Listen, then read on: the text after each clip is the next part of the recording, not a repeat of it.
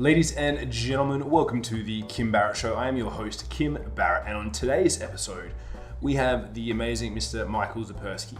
Now, Michael is, I'm going to call him the king of consulting. If you've ever used consulting as a business owner, if you've ever considered yourself to be a consultant, I would highly recommend that you check out this episode with Mr. Michael Zipursky because he has got a very firm understanding of not only what it means to be a consultant, but what businesses use consulting for.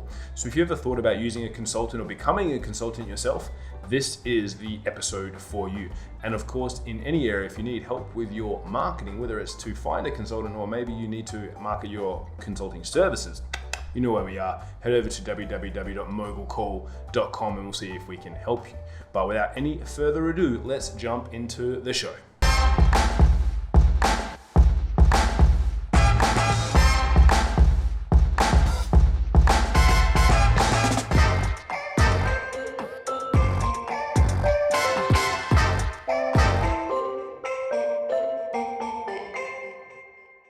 Michael, thank you so much for making the time to join me today, mate. I really appreciate it. My pleasure. Great to be with you. Thank you so much. And so the first question I always like to ask people, Michael, to kick things off is, if I came up to you at a party and we just met and I said, Michael, what do you do? What's your answer? Well, we work with consultants all around the world in many different industries, helping them to optimize their consulting business model, to put marketing systems in place that generate consistent leads and really help them to grow their revenue and their incomes so they can create an amazing lifestyle. Awesome. I love that. And I mean, give me your definition of a consultant, because I know a lot of people, they hear that word and they're like, I don't actually know what that means. Sometimes it can be they're like, I'm like a consultant. I mean, you just come in and talk about stuff and then you leave in a business. Like, what's your definition of a consultant? And then what type of, when obviously you say there's many different industries of consultants you work with, give us a couple of examples. Yeah, I think that's a great question because there are a lot of people using the term consultant these days, and it's very different from the way that we've always looked at consulting. And just kind of frame this up a little bit. I've been building consulting businesses now for the last 20 years, so I've seen a few things over a couple of decades. And really, when I'm referring to consultants or consulting, it's helping an organization, and it doesn't have to always be an organization, but in terms of who we work with, they're organizations, they're either for-profit or non-profit. They might be anywhere from a startup business all the way to a Fortune 100 multi-billion-dollar organization, but it's helping them to solve problems. It's adding value. And I think that's the core thing, is it's providing value to someone or to an organization. And there's two kind of ways of doing that. It's, if you kind of segment, it's either helping someone to solve a problem that they have in a more efficient or effective way, or to reach a goal that they have. Maybe they're already doing well, but they want to get to that next level. They want to see improvement, whether that's in their manufacturing line, in the number of donations and support that they receive for their nonprofit, or to increase their sales even further from where they are. And so that's really what the consultant does. They bring in best practices, they bring in unique insights, they bring in a track record of experience and expertise to help their client to get to their goal, to achieve what they want in a much more streamlined, efficient, effective, and accelerated manner. Awesome. I love that. Yeah. And so for anyone listening, and let's just say maybe they already are a consultant, or maybe they've been considering transitioning to a consultant. Obviously, with turbulent times these days, a lot of people are kind of shifting what they're doing and looking for different opportunities. So if anyone's listening to this historically, this is in probably the midst of the COVID-19 pandemic around the world.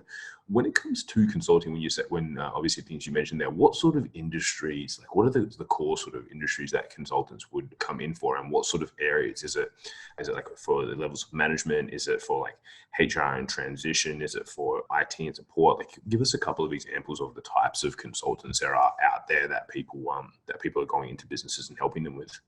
Yeah, I mean, it's all of the above, everything you just mentioned there and many more. I mean, that's the beautiful thing about consulting, is that really it's the application of expertise and experience to help someone, which could be a CEO of a Fortune 100 organization, all the way down to a founder or a manager or a director or some level of senior executive, to solve a problem or to help them to get a result that they want faster. And so that could be, we have clients, for example, working with startups in food and beverage. We have clients that are classic management and strategy consultants. We have those that work in environment and work with governments. We have those that do research, others that are finance experts, others that help manufacturers with all kinds of, business development or even their manufacturing lines, and Kaizen and that sort of Six Sigma approach. And we have others that are experts in, very deep types of technology or data science or user experience. You name the industry, there's a good chance we've worked with a consultant in that industry. But the beautiful thing again is that it's not so much about the industry. The main thing is there a problem that the market or an ideal future client has that they're looking for a solution to? And if there is, and you have the experience and expertise solving those kinds of problems, then there might be a very good opportunity for you to apply your skills and expertise as a consultant. Awesome. I love that. And I love that you said this. Obviously, you're taking the skills and experience that you have, that you've gained over, however many years that you've been doing things, and you're helping and applying it to businesses, because there's, and I'm not sure if you're across them, but obviously there's people out there that are teaching people to become consultants in in a 6-week course, and then sending them out there into the world. Like, have you come across, and there's probably one large guy from New Zealand who's a really big, I would say, advocate of doing that. And I kind of sit on the fence with that, because I don't really believe that you can teach someone a program and then 6 weeks later suddenly they're a consultant and they can go out there and give people advice. Do you come across that much, and what's your kind of viewpoint on that like accelerated model for people becoming consultants? Yeah, I think that the types of consultants that we work with are people who, there's really two groups. Those who have already been running consulting businesses for some time, and they're looking to grow beyond where they are. They kind of feel like they've hit a bit of a ceiling. They're unsure of how to grow, how to scale, how to increase profitability, how to develop a more leveraged and optimized business model so that they can really grow the business, but without overwhelm and without kind of spending more and more time away from their family, and rather get closer to their family. So that's one group. The other are those that have a lot of experience in the corporate world, and they now want to transition to becoming consultants. So we don't work with anyone who is right out of school, or, for example, has been an assistant or a secretary, or some general type of work, even though they may be able to become consultants, and that's great if they can. But we really work with people who already have expertise and have experience, and then our role is helping them to fill in the business side of messaging and ideal clients and fees and pricing, and how to have conversations with buyers, how to do your marketing, how to generate leads, how to make sales, how to win proposals. So we're really supporting people who already have experience and expertise, but on the business side, to help them to grow successful consulting businesses. Yeah, I love that. And I just wanted to check, because I know sometimes it's like the same, even in the advertising world, which is what we're in, Facebook and Instagram advertising.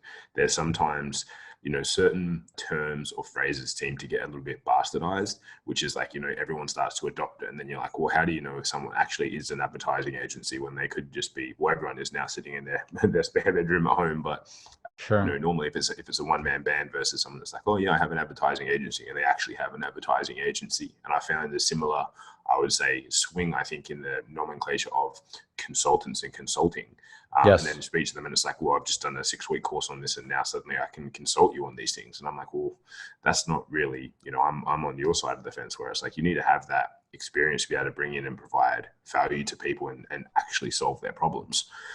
But one question I do have, which is just from just my personal curiosity. So obviously you mentioned some of those larger companies, sometimes, up to the, hundreds of billion-dollar companies, and they bring in consultants to help.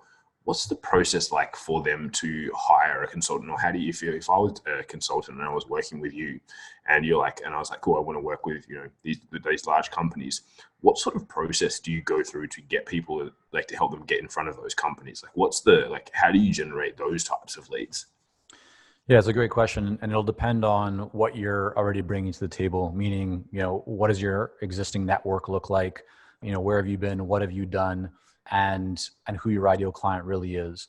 For some people, they already have a network that they haven't leveraged, they haven't really done much with. And so if that's the case, that's low-hanging fruit. So we would build a strategy around that to essentially leverage and kind of reactivate their network to create conversations and opportunities that would lead to engagements, or at least some very possible engagements for them at that level. But if you don't have a very strong network, then you're going to look at two main strategies. One would be a direct outreach strategy. And so that really is about identifying ideal clients and then developing messaging that cuts through all the noise and that gets their attention and interest, and getting in front of them so they want to have a conversation with you because you've identified a true need or a problem that they have that is painful for them. And when you appear with a very clear, concise, compelling message, they will take notice. And some of those people will say, sure, like I'm open to having that conversation.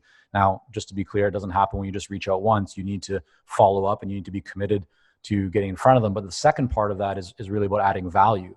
And so this is the big thing that a lot of people, I think, look at differently online these days. They're very focused on transactional types of approaches where it's just about getting someone to buy and to sell.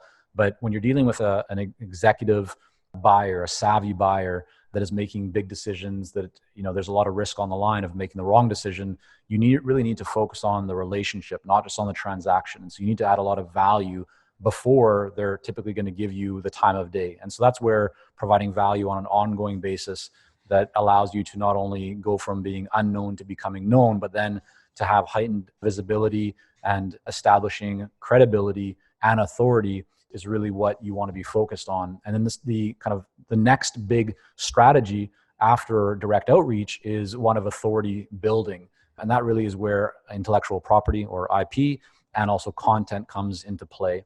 And that's a longer term process because typically content is not going to generate results for you right away, but it pays dividends. And so the sooner that you start it, the better.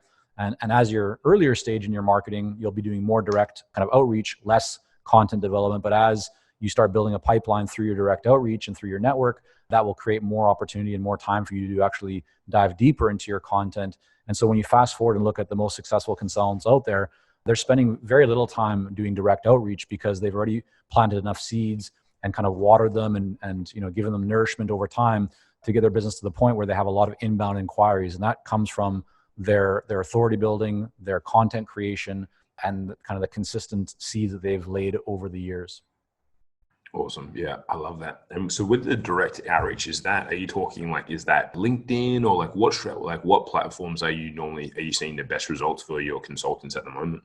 Yeah, for most consultants that are working, with other organizations, it's going to be a mixture. So LinkedIn will play a role, email will play a role, the phone will play a role, and in some cases, even direct mail will play a role.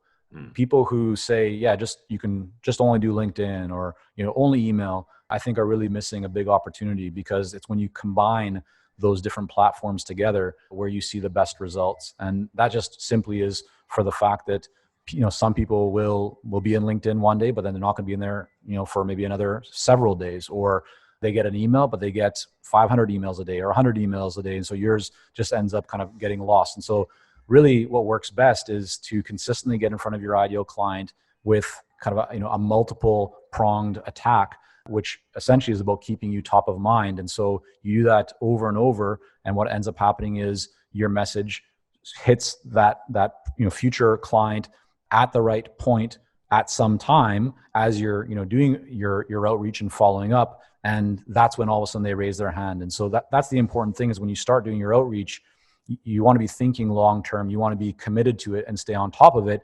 Because, like, as an example, I just checked in with some past clients, and one of them said to me, his name's Tom, and he wrote back and said, "Hey, Michael, thanks for checking in. Really appreciate that. All those seeds that I planted in the summer, like they're now all working so well. Thank you so much for that." Right. So he landed 2 or 3 clients during our time working together. But then even after that, it's like now all those things that he'd done before have now really started to work for him. And so it's that long-term mindset and that commitment that really separates the successful consultant from the one that struggles. I love that. And I love that you also mentioned in there around the direct mail piece, because I think a lot of times it's people, I would say, get lazy. And I find it obviously because we're in the advertising space. So they're like, I just want to generate leads. They book themselves an appointment and then it's done and dusted. I dust my hands off and I've got everything taken care of. When it's like, you've got to make sure you have those processes in place. But one of the things I really like about direct mail is like things like the shock and awe packages and the or lumpy mail, whatever you want to call them. Do you guys use anything like that? And what kind of like one of the coolest examples of that? Because I'm always just curious, because I'm a bit of a old school guy in that sense that I love those things. So I'm like, what was have you done any that actually like cut through the noise and was successful? And what sort of package did you send? Yeah, definitely. I can tell you about a few other people and clients and people that have used this. But I'll give you an example from one of our past businesses. We used to run, it was a leading job board in Canada called freshgigs.ca. And it was a job board that specialized in marketing and advertising and really creative, jobs for the Canadian marketplace. And we built that up over several years to be one of the top job boards in the country. And it was acquired 3 years ago or so now, 2.5, 3 years ago. But one of the things that we did that was directly tied to the idea of direct mail is anytime somebody posted a job with us and they were a new employer, therefore a new client, we would send them a package in the mail. And it was actually from a chocolate company.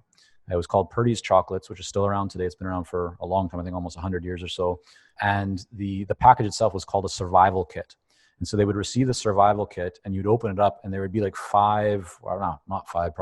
maybe 7 or 10 different types of chocolates and chocolate bars. And the thinking, the mindset behind this was when, an employer receives this, so someone in HR, let's say, they've received this package. Well, they're not going to sit at their desk and eat 10 chocolate bars by themselves, right? Like that. So what do? Well, they're going to share it with other people in the office. And when other people in the office see it, they're going to go like, whoa, what is that? Where'd you get that? And so then they would start talking about our company and say, oh, I got it, posted a job here. Here's what happened. And so the fact that it was something that could be shared with others and something that was kind of cool and interesting. I used to have a lot of clients who would take pictures of it, upload to Twitter or whatever it was and tag us and say, hey, just got this, thanks so much guys, all that. And so it created a lot of kind of organic reach and network effect by, people talking about it and word of mouth.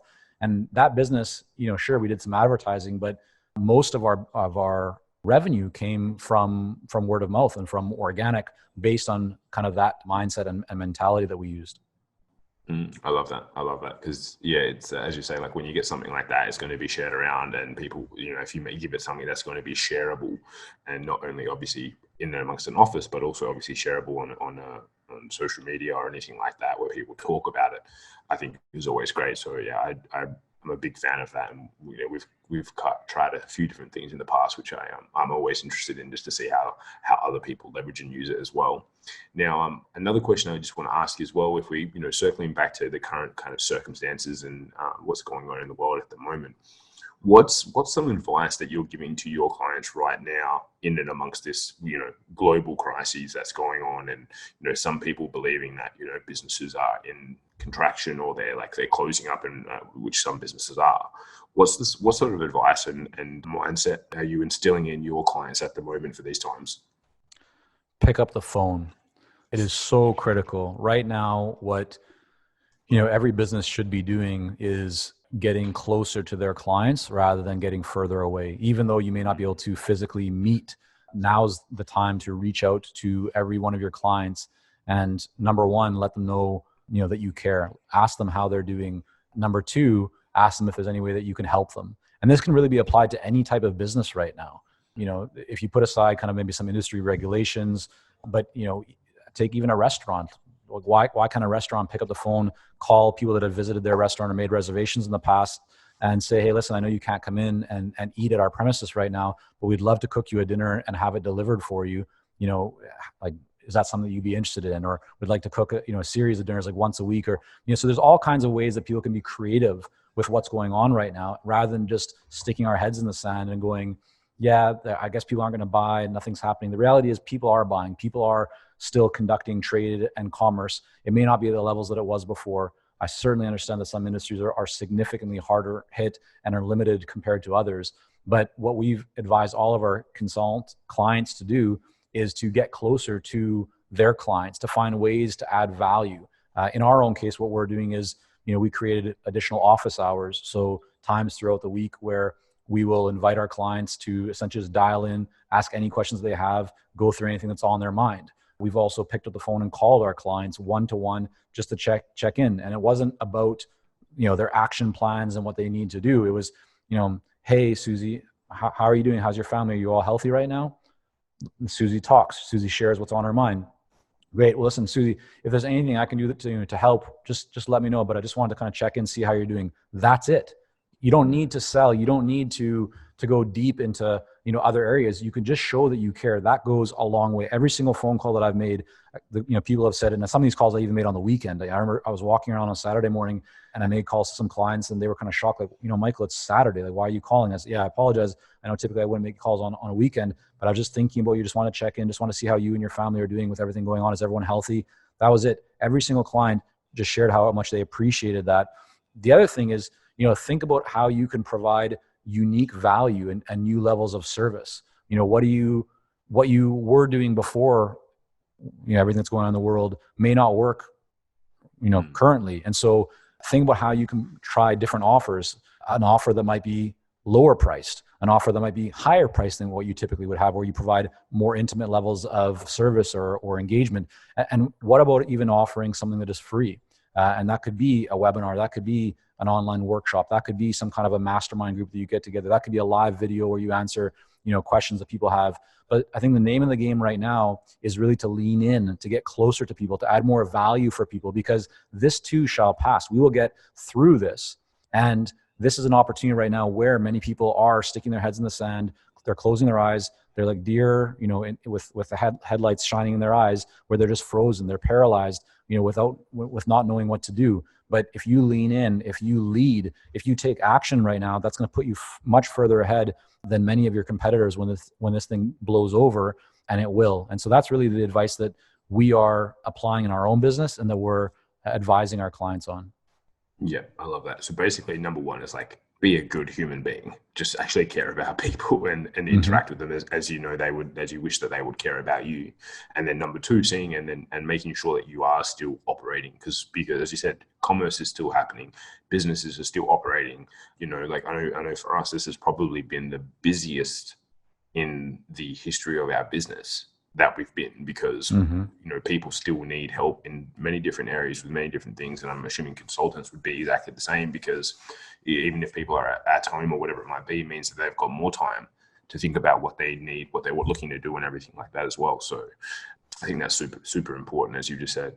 And I've just got one last question for you, Michael. So my final question, which I always ask everyone, and sometimes it's a little bit of a thinker, so if you need to pause for a moment, that's okay. But what's one question that I didn't ask you that I should have? I've had this question many times before from other podcasts, and sometimes it gets hit on while we're talking, other times it doesn't. But if I think about just something that I could maybe add and share that would provide some value for your audience, it's, if I kind of look at my experiences over the last 20 years of building businesses, and what's the one kind of mindset or trait or characteristic or attribute or belief that has really helped the most in moving things forward and creating positive results, I would offer that it's this idea of imperfect action. It's the idea of that, I see a lot of people who are held back, who don't really realize their true potential because they want things to be just right. They want to have the right plan in place. They want to have everything kind of sketched out. They want to have all their bases covered. They want to make sure that they know everything that they need to know, and they're experts on that one subject. But by doing that, by waiting to try and just get things right and to be perfect, you delay taking action. And the most valuable feedback that we can all get as business owners is not something that we can write down ourselves or even discover ourselves, in our office or wherever we work. It's feedback that we get from the marketplace. It's feedback that we get from those that we actually want to serve, meaning our future clients or our existing clients. And the only way that you get that feedback is not by thinking or planning, it's by taking action. And so that would be kind of my rallying call to everyone here, especially given what is going on in the world today. It is the importance of taking action, of trying things. The more that you try, the more feedback you will get. If it's positive feedback, great, you do more of it, like lean into it. If it's negative feedback, meaning that you didn't get the result that you want, that's also great because you learned something that doesn't work, which means you're now one step closer to hitting on what actually does work. So you adapt, you adjust, you go back out and you try again. And you do that over and over and over again. You keep getting better. You achieve mastery, you sharpen your sword, and you end up seeing significantly higher levels of success, because while others are still trying to figure out and they're playing around with their logo or their business plan or their website, you're out there actually having conversations, and conversations is what generates sales. Yeah, 100%. I love that. That's great feedback for everyone to take on board and be called to action as well. Now, Michael, if anyone's listened to this and they're like, I love this, what this guy's talking about, and maybe I'm a consultant or considering transitioning to become one, what's the best place for people to be able to connect with you online and find out more about what you've got going on? Yeah, for sure. People are welcome to reach out and connect with me on LinkedIn. Just put in my name there, Michael Zipursky, and shoot me over a quick little message, just letting me know that you heard, through the podcast here, so I know who you are. That'd be great, and I'll definitely accept that connection request and love to learn more about what you're working on. But also for those who are interested in either taking their consulting business to the next level or getting into consulting, we just put together a free guide. It's actually called the Consulting Blueprint. It's 47 pages, and it gives some very detailed strategies, actions, and successful mindsets to help you to apply some of these best practices to grow a consulting business and to have an optimized consulting business model. And for people who want to grab that, you can get that by going to consultingsuccess.com/blueprint. Awesome. We'll have all those links in the show notes as well, guys. So again, Michael, really appreciate you making the time and calling in from all the way on the other side of the world. So again, thank you so much for joining us. And guys, if you've liked this episode, make sure that you share it with someone. If you know someone who's a consultant or someone that could benefit from hearing what Michael's just shared, make sure that you send it across to them and get them to listen. Thank you guys again for tuning in to the Kim Barrett Show. I'm Kim Barrett, and we'll see you next time.